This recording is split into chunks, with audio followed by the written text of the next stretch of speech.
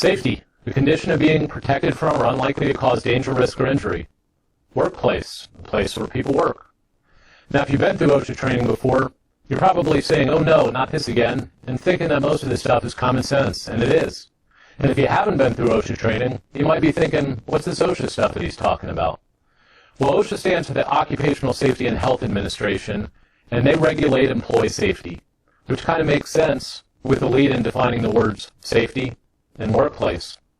Your employer has the obligation to provide a safe workplace and has policies in place to accomplish that. This is your OSHA manual. It's important to know where it's located in your facility. It's required by OSHA, and you have the right to access it any time during business hours. You should also be familiar with the federal OSHA poster. It's originally located in the back pocket of your OSHA manual.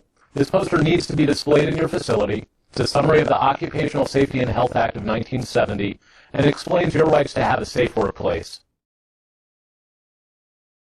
General compliance is a broad category and includes the obvious, like your fire plan, workplace violence, and natural disasters. It also covers other potential hazards that have no specific standard, but could be cited under the General Duty Clause. The General Duty Clause has an important use for workers. Sometimes there's a hazard, but OSHA has no specific standard to deal with it. Under the General Duty Clause, the employer has an obligation to protect workers from serious and recognized workplace hazards, even when there isn't a standard. The best way to protect yourself is to prepare to respond to an emergency before it happens. Few people can think clearly and logically in a crisis, so it's important to do so in advance. You should be familiar with the locations of exits and fire extinguishers. If you're in a multi-story building, be sure you also know the locations of stairwells. Don't try to use the elevator in the event of a fire. Always use the stairs. Your policy should include emergency escape procedures such as floor plan diagrams that shows locations such as exits and fire extinguishers. Additionally, you should also designate an assembly area. This should be an area safely away from your building where employees can assemble after an emergency for a head count. Now, if you're not afraid and can safely assist others, you should help patients and employees exit the building. It's not part of your job description to use a fire extinguisher, but if you can safely do so, they're very effective against small fires. Sound the fire alarm and call the fire department if appropriate. Identify a safe evacuation path before approaching the fire. Don't allow the fire, heat, or smoke to come between you and your evacuation path. Select the appropriate type of extinguisher. Most are designated ABC and suitable for almost all fires in a healthcare or dental environment, including paper, wood, combustible liquids, and electrical fires. Discharge the extinguisher within its effective range using the pass technique. Pull, aim, squeeze, sweep. Back away from the extinguished fire in case it flares up again. Evacuate immediately if the extinguisher is empty and the fire is not out. Most importantly, if you have any doubt about your ability to fight a fire, evacuate immediately. Most fire extinguishers operate using the following pass technique. Pull the pin. Aim low, pointing the extinguisher nozzle at the base of the fire. Be careful not to touch the discharge horn. It gets very cold and could damage your skin. Squeeze the handle to release the extinguishing agent. Sweep from side to side at the base of the fire. Watch the area and be prepared if it reignites. If you have any questions about your site-specific fire plan, talk to your safety and health officer. Natural disasters can occur anytime and anywhere. Some are primarily seasonal and allow for certain preparations. Others occur swiftly and without warning. Your policy should include contingency plans for disasters that are possible in your geographical location. In the event of a reasonably predictable disaster, such as a blizzard or hurricane, arrangements can be made to modify business hours or shut down if necessary. Policies covering unpredictable events, like earthquakes and tornadoes, should include locations of safe rooms or safe areas and supplies that might be needed in an emergency, such as a portable radio or flashlight. Preventing workplace violence has become an important safety concern in healthcare facilities. Increased numbers of threats, violent behavior, and physical assaults should really emphasize the importance of proper training. You can't always prevent violence because it can be unpredictable, but you can reduce the risk by planning ahead and being prepared to act swiftly to deal with threats, intimidation, and other disruptive behavior at an early stage. Workplace violence basically falls into three categories: disruptive, threatening, and violent behavior. Although disruptive behavior doesn't include physical violence, it can escalate into a serious situation if it is not dealt with in an appropriate manner. Respond quietly and calmly. Try to diffuse the situation. Don't take the behavior personally. Usually it has little to do with you, but you're used as the target for their frustration. Ask questions and consider offering an apology, even if you haven't done anything wrong. I'm sorry that happened. What can we do to solve that problem? If this isn't effective and the individual doesn't seem dangerous, calmly and firmly set limits. Ask the individual to stop the behavior and warn of official action. If the individual continues, despite warnings, direct them to leave the building. Sir, please leave the facility. If you don't, we're going to have to call the police. If you have to talk to someone that seems dangerous, make sure coworkers are nearby. Never isolate yourself. Try to use a calm, non-confrontational approach to diffuse the situation. And never touch the individual yourself trying to remove them. Even a gentle touch might be interpreted as an assault by an agitated person. No response can be identical in all situations. Don't mention the police if you fear an angry or violent response. If you have any safety concerns, don't hesitate to call 911. A shelter-in-place plan is used in an emergency where hazardous materials have been released into the atmosphere. It could be the result of an act of terrorism or an industrial accident that releases chemical, biological, or radiological contaminants into the environment. It's a precaution aimed at keeping employees, patients, and visitors safe while remaining indoors. Should this occur, information will be provided by local authorities on TV and the radio. In the event that a shelter-in-place is advised, the best thing you can do is remain indoors. Windows and doors should be closed and locked, and most importantly, all air handling equipment should be shut off so outside air isn't brought into the building. Although the probability of you having to use any of the contingency plans we discussed are low, it's important to be prepared just in case. If you have any questions at all about your site-specific policies, talk to your safety and health manager. Bloodborne pathogens are microorganisms present in human blood and certain other bodily fluids. The pathogens of primary concern are the human immunodeficiency virus, or HIV, hepatitis B virus, and hepatitis C virus. HIV may be present in human blood, semen, vaginal secretions, saliva, tears, breast milk, urine, cerebrospinal fluid, and amniotic fluid. Usually HIV is transmitted through blood or semen. Although HIV is a risk to you as a healthcare worker, it's important to know that it's primarily sexually transmitted disease. It's a risk to individuals with multiple sexual partners and injecting drug users that share needles.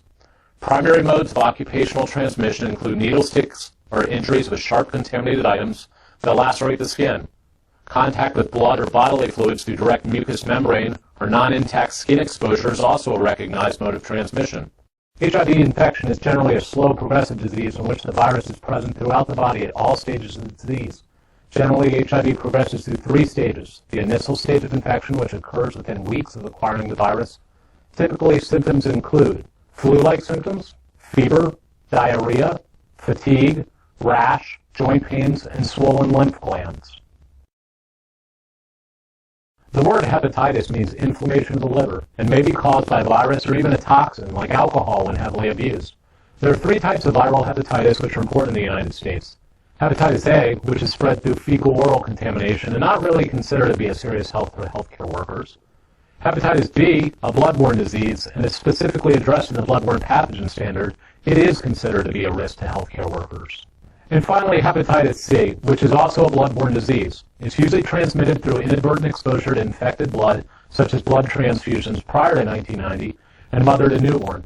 Intravenous drug abuse is the most common mode of transmissions. Since healthcare workers may come into contact with patients infected with hepatitis C, it's considered to be a serious risk as well. Since hepatitis B and hepatitis C are the biggest concerns to healthcare workers, I want to spend more time explaining these risks. As I already mentioned, hepatitis B is a bloodborne disease. Like HIV, it's spread primarily by sexual contact with an infected person and by shared needle use among injecting drug users. It may then be spread from these groups to healthcare workers who have contact with blood or other infectious materials. The virus may be present in blood, semen, vaginal secretions, amniotic fluid, and bodily fluids like those found around the brain, joints, lungs, and heart. It can also be found in any fluid where blood is visibly present.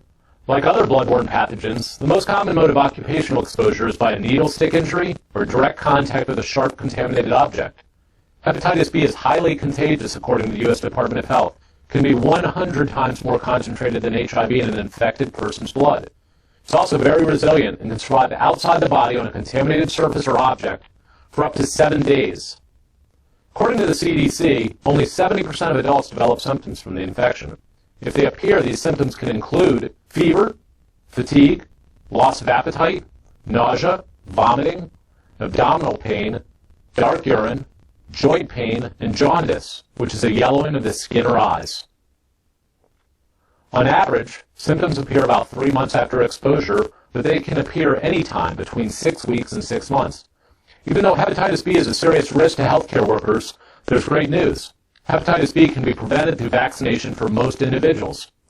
Your employer is responsible for providing the Hep B vaccination at no charge to all employees at the risk of exposure to blood or any infectious materials. It's a safe vaccination that is derived from yeast, not blood or blood products, so there's no risk of infection with HIV or other bloodborne pathogens. The hepatitis B vaccination is given in the deltoid muscle in 3 doses over a 6-month period. Current CDC recommendations call for a titer 1 to 2 months after the 3rd dose to confirm antibodies. The Hep B vaccination is only 90 to 92% effective, so up to 10% of individuals will never develop antibodies. These individuals are considered to be non-responders. Individuals that are non-responders after the first series should repeat the series of 3 again, followed by another blood test to check for antibody conversion. The CDC recommends only a total of 6 doses or completing the vaccination series twice. If you still don't develop antibodies, you know that you're a non-responder and will never develop antibodies, but it's better to know you don't have protection against Hep B instead of assuming that you do. If you're at risk or have any questions about your facility's policy for Hep B vaccinations, talk to your safety and health manager. Hepatitis C is another bloodborne disease that's a risk to healthcare workers, and like HIV and hepatitis B, it's transmitted through direct contact with contaminated blood. Today, most people become infected with the hepatitis C virus by sharing needles to inject drugs. Before 1992, when widespread screening of the blood supply began in the United States, hepatitis C was also commonly spread through blood transfusions and organ transplants. In fact, the CDC estimates there are 3.2 million Americans chronically infected with hepatitis C. 75% of them are baby boomers that have the virus but don't know it. That's why hepatitis C is particularly dangerous. It's a silent killer. It can live for decades in a person's body, slowly destroying the liver while causing few symptoms. Unfortunately, hepatitis C cannot be prevented through vaccination like Hep B. So let's discuss a few ways we can reduce the risk of exposure. Universal precautions is a method of infection control, which all blood and many human bodily fluids are treated as if they're known to be infectious. In other words, treat every patient like they're infectious. You probably have a few patients that have identified themselves as having a bloodborne disease, and most people would probably appreciate having that knowledge. The problem is that for every person that tells you they have a bloodborne disease, there are 5 more that don't know they have one, think they're going to be discriminated against or treated differently. Doesn't matter if they're someone you know or don't know, whether they're young or old, rich or poor, treat all patients like they're infectious. Universal precautions should be practiced on all patients at all times. Personal protective equipment, or PPE, is specialized clothing or equipment used as a barrier to protect you or other employees against blood and other potentially infectious material. PPE includes gloves, masks, eye protection, barrier garments, pocket-mouth resuscitation, or other ventilation devices. In other words, whatever is required to protect you from possible exposure to bloodborne pathogens. Your employer has the obligation to make appropriate PPE readily available at no cost to you. The personal protective equipment must be fitted properly and address any personal requirements, such as latex allergies. Remember, every facility's risk of exposure will vary depending on the types of procedures you do. Your safety and health manager has determined the minimum required PPE for the tasks you perform at your facility. This page is located in your exposure control section of your OSHA Guard manual. This is the schedule of minimum required personal protective equipment for the tasks you perform. You can always exceed the minimum PPE requirements if you like or feel more comfortable wearing more. If you have any questions about the location or availability of personal protective equipment, talk to your safety and health manager. Engineering controls include all control measures that isolate or remove a hazard from the workplace. In medical and dental settings, this would include items like sharps containers and recapping devices. The original Bloodborne Pathogen standard wasn't specific regarding the applicability of various engineering controls in healthcare settings. The standard was revised in 2003 and now specifies that safer medical devices, such as sharps with engineered sharps injury protections and needleless systems, constitute an effective engineering control and must be used where feasible. Sharps with engineered sharps injury protection? What the heck is that? Well, it's a new term which includes non-needle sharps or needle devices containing built-in safety features that are used for collecting fluids or administering medications or other fluids, or other procedures involving the risk of sharps injuries. The description covers a broad array of devices including syringes with a sliding sheath that shields the attached needle after use, needles that retract into a syringe after use, shielded or retracting catheters, retractable safety scalpels, needleless systems. The use of these safer alternatives must be evaluated annually and implemented if appropriate. All employees that have contact with needles should be part of the evaluation process. This would include individuals that actually give injections, but would also include any staff member that handles or disposes of needles as well. Many factors need to be taken into consideration when evaluating safe needles. Most importantly, it should be safer than what you're currently using, and it shouldn't make the procedure more difficult. In the back of your OSHA Guard manual, you will find a form to document any safe needles you or your staff evaluates. This form asks basic questions that will help you determine if the safe needle or device is appropriate for your use. The safety device can be easily activated with a one-handed technique. The device is easy to handle while wearing gloves. The safety feature doesn't cause more patient discomfort.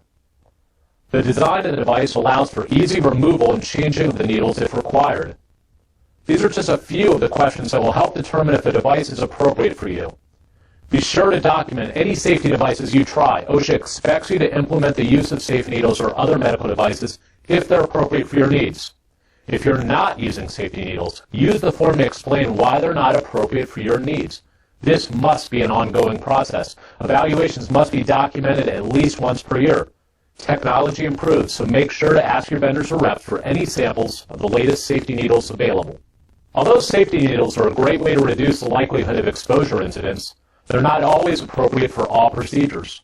If you can't use a needle with a built-in engineering control, it's important to implement other engineering or work practice controls to reduce the possibility of exposure. You shouldn't recap needles if you don't have to, but if it is, never use a hand-to-hand method. The single hand scoop method is the best way to recap if an engineering control, such as a recapping device, is not available. Recapping devices are a great way to prevent needle stick injuries. They're a mechanical device that allows the user to recap, but keeps their hands safely away from the needle. Disposable needles, syringes, blades, broken instruments, or anything that might lacerate the skin should be immediately discarded into a sharps container after use. Contaminated reusable sharps should be placed in a puncture-resistant, leak-proof container. The container should be identified as biohazardous until the items are properly sterilized. One of the best ways to prevent exposure to blood or other infectious materials is to clean with an appropriate disinfectant. It can't be overemphasized that the proper use of disinfectants is critical in healthcare facilities. The best way to ensure that you're using disinfectants properly is to frequently consult and review the manufacturer's instructions that accompany the product. Disinfectants that are used in medical or dental facilities should perform two important functions. They must be bactericidal, which means they kill harmful bacteria, and fungicidal, which means they kill fungus. Products that perform both these jobs are referred to as hospital-grade disinfectants. Disinfectants used in your facility should be EPA registered. It's important to pay special attention to the section titled Special Instruction for Cleaning and Decontaminating Against HIV-1 and HBV of surfaces, objects soiled with blood or bodily fluids. Well, we've discussed ways to help minimize the likelihood of exposure to blood, but no matter how careful you are, accidents can happen. If you have an exposure incident, you have the right to immediate medical attention. Any exposure incident should be reported to your safety and health manager as soon as possible. These forms are used to document exposure or sharps injuries in your workplace. They should be completed as soon as possible after an exposure incident. These forms are important. They document the exposure, allowing management to implement change if necessary to avoid a similar accident in the future. But it also provides permanent documentation in your employee medical record in case there are complications down the road. Remember, if you have an exposure involving blood or other infectious material, you have the right to immediate medical attention at no cost to you. You have a legal obligation to ask the source patient, if known, to consent to a blood test as well. Ideally, both the exposed employee and the source patient get tested. If the source patient's blood comes back negative, That's the extent of testing, and the employee has closure and peace of mind, usually within 15 days. If the source is unknown or refuses to test, testing is normally carried out over a 6-month period. This normally includes the baseline and then follow-up testing at 6 to 8 weeks and the final test at 6 months. OSHA currently enforces whatever the CDC recommends for post-exposure prophylaxis. If you have any questions about your facility's protocol for exposure incidents, talk to your safety and health manager. OSHA defines a hazardous chemical as any element, chemical compound, or mixture that is a physical or health hazard. Their hazard communication standard is designed to ensure that information about these hazards and associated protective measures are conveyed through safety data sheets, labeling, and routine training. Almost every healthcare facility or dental facility have chemicals that could potentially be dangerous to you or other employees if not used properly. Cold sterilization, X-ray chemicals, injectables, these are just a few of the potential hazardous chemicals you may be exposed to. Under OSHA's hazard communication rule, employers must have a written hazard communication plan, identify and convey warnings on chemicals taken from their original containers, provide safety data sheets or MSDSs for all chemicals and professional products, and to train employees on their use. You can find your hazard communication plan in your OSHA Guard manual or with your OSHA written plans. This plan shows how hazard communication compliance is achieved in your facility. Your employer also has the responsibility of identifying chemicals and conveying any warnings associated with the chemical if required. The label on this bottle properly identifies the contents as isopropyl alcohol. The name of the manufacturer and the appropriate warnings are conveyed. In this case, the manufacturer has adequate warnings on the container and nothing needs to be done. However, if the alcohol is poured out of the original container or into a secondary container, then it's important to affix a label that identifies its contents and any warnings associated with the product. Hazard rating labels are a great way to easily convey the contents and warnings of products taken from their original containers. Proper labeling ensures not only that the product is handled and stored properly, but also provides information which is important in case of an accident. This hazard rating chart, or one like it, should be posted somewhere in your facility. In March of 2012, the Hazard Communication Standard aligned with a globally harmonized system. This alignment changed the way chemical hazards are conveyed and the format content of MSDS sheets. Previously, the common method for rating chemicals were the NFPA and HMIS rating systems. These systems use a combination of colors and numbers to identify physical or health hazards. The alignment with the globally harmonized system, or GHS, introduced 9 pictograms as the new, globally recognized standard for conveying hazards. Any of the 3 hazard rating systems are acceptable until the final implementation date of June 1, 2016. At that time, GHS will be the only acceptable rating system. As I previously mentioned, the NFPA symbol uses a combination of colors and numbers to convey hazards. The blue field represents a health hazard, red indicates a fire hazard, yellow, a reactivity hazard, and the white field is used for special warnings. Since there are no numbers, the product would be considered non-hazardous. If there were hazards, numbers from a 1 to a 4 would be placed in the appropriate field. A 1 indicates a slight hazard, 2 a moderate hazard, 3 a serious hazard, and 4 would convey a severe hazard. This is the manufacturer's ratings for isopropyl alcohol. The 1 in the blue field would identify the product as a slight health hazard. The 3 in the red would identify the product as a serious flammability warning. The newly adopted system uses pictograms to convey these warnings. The following 9 pictograms represent the new standard. Skull and crossbones, exclamation mark, corrosion, health hazard, flame, flame over circle, gas cylinder, exploding bomb, environment. These pictograms represent a physical hazard, health hazard, or environmental hazard. Since OSHA is only concerned with employee safety, only the first 8 were adopted, since they represent an actual risk to employee health. The environmental does not present a risk to employee health, but will be enforced by local agencies, since specific disposal requirements would be required. As of December 1st, 2015, distributors can't ship container labels unless they use a GHS label. This GHS label has a few important elements you should be familiar with. The top left corner is a product name or product identifier. Field 1 is the signal word. The signal words used are danger and warning. Danger is used for more severe hazards. Field 2 is hazards conveyed with pictograms. Field 3 is your hazard statement, which describes the nature of the hazard. Field 4, the precautionary statement, which describes recommended measures to prevent or minimize effects from exposure. And Field 5 is distributor or manufacturer information. If you have any questions about products used in your facility, reference your MSDS book. A material safety data sheet, or MSDS, contains detailed information about a chemical's hazardous components, physical and chemical characteristics, and safe practices for using it. Your MSDS book should be organized and have a master list in the front of the book, inventorying all of your MSDSs on file. This allows for quick reference if needed for an emergency. This is your standard MSDS sheet for isopropyl alcohol. There's no set format with an MSDS, but they contain the same information. Some of the information you can find would include the product identity, physical and health hazards, first aid procedures, how to clean up spills, and personal protective equipment. When the Hazard Communication Standard aligned with globally harmonized system, it not only affected the rating system used to convey hazards, but it also initiated change to the existing MSDS format. One of the most basic changes was dropping the M in material safety data sheet. They will be referred to as SDSs, or just safety data sheets, in the future. The biggest change was mandating a uniform 16-field format for the new SDSs. The new format must be adopted by manufacturers by June 1, 2015.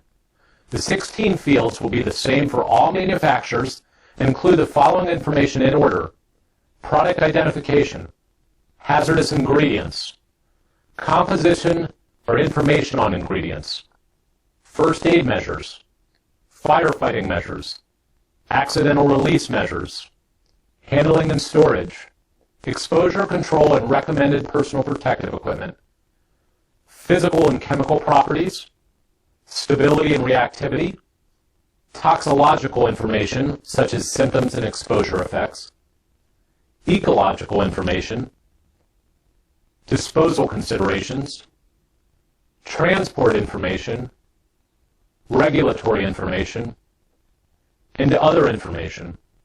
Once again, the June 1, 2015 deadline is for manufacturers. Changes such as labeling and updating hazard communication policies in your workplace aren't required until the final implementation date of June 1, 2016, the final date for employers to get into compliance.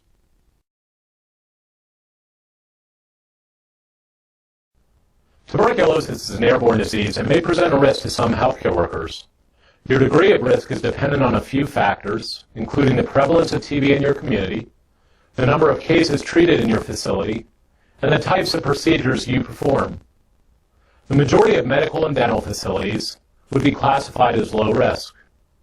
If your facility doesn't admit or treat patients with active TB, you're not required to have specific engineering controls in place. However, it's always a good idea to have a small supply of specialized personal protective equipment, such as a box of N95 respirators, in case you suspect a potentially infectious patient. The prevalence of TB is low in the U.S. According to the CDC, in 2011, the national average was 3.4 cases for every 100,000 residents. This represents a rate that is 6.4% lower than 2010. This is the lowest rate recorded since national reporting began in 1953.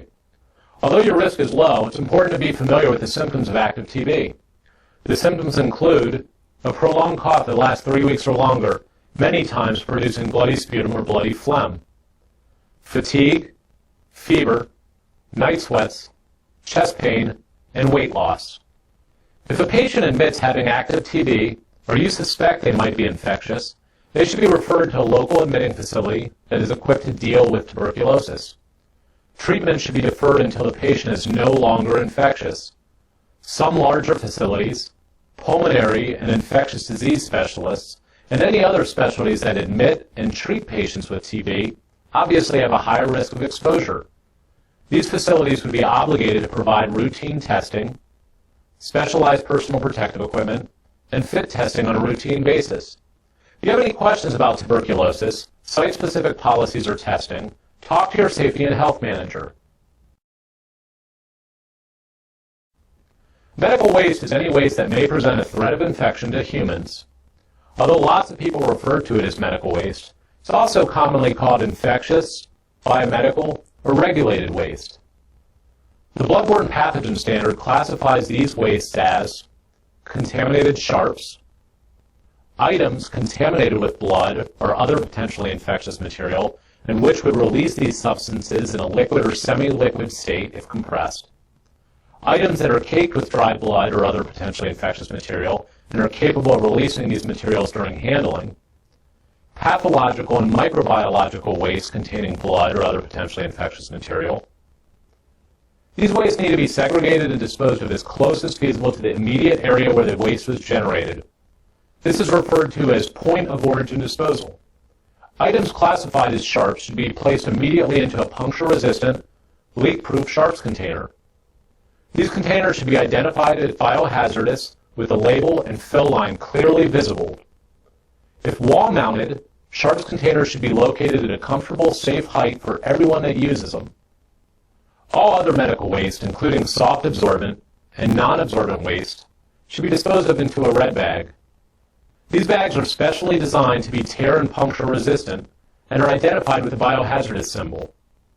Red bag waste would include gauze, dressings, visibly contaminated gloves, or any other soft waste saturated with blood or other potentially infectious material.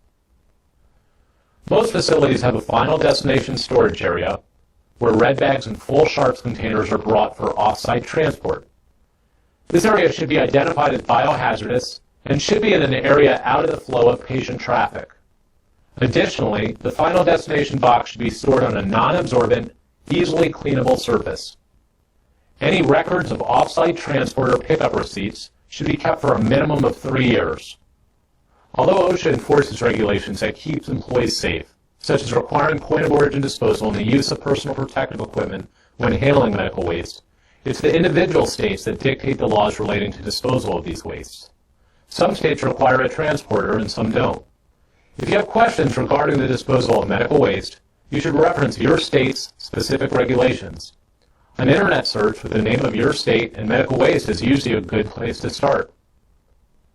The Environmental Protection Agency also has a great site with regulations available for each individual state. The first step in responding to a blood spill is to select and wear the appropriate personal protective equipment. Remove any sharp objects such as broken glass or needles. Don't use your hands. A broom and a dustpan, tongs, or a forceps should be used to avoid injury. If the spill is on a non-absorbent surface, the area should be covered with bleach. Cover the area with an absorbent material, such as paper towels or kitty litter. This absorbent material should then be disposed of into a red bag, along with your gloves. A new pair of gloves should be worn, and the area should be cleaned with warm soap and water, or an all-purpose cleaner. An EPA-registered disinfectant should then be sprayed on the area and allowed to sit for the manufacturer's recommended contact time. The area should be then dried with paper towels, and all cleanup materials should be properly disposed of. Finally, remove your gloves and thoroughly wash your hands with soap and water. I said in the beginning of our training that your employer has an obligation to provide a safe workplace, and they do. But you have an obligation as well, and that's to follow your employer's program. With that said, this concludes my role in your OSHA training. If you have any more questions about policies, talk to your safety and health manager or reference your OSHA Guard manual.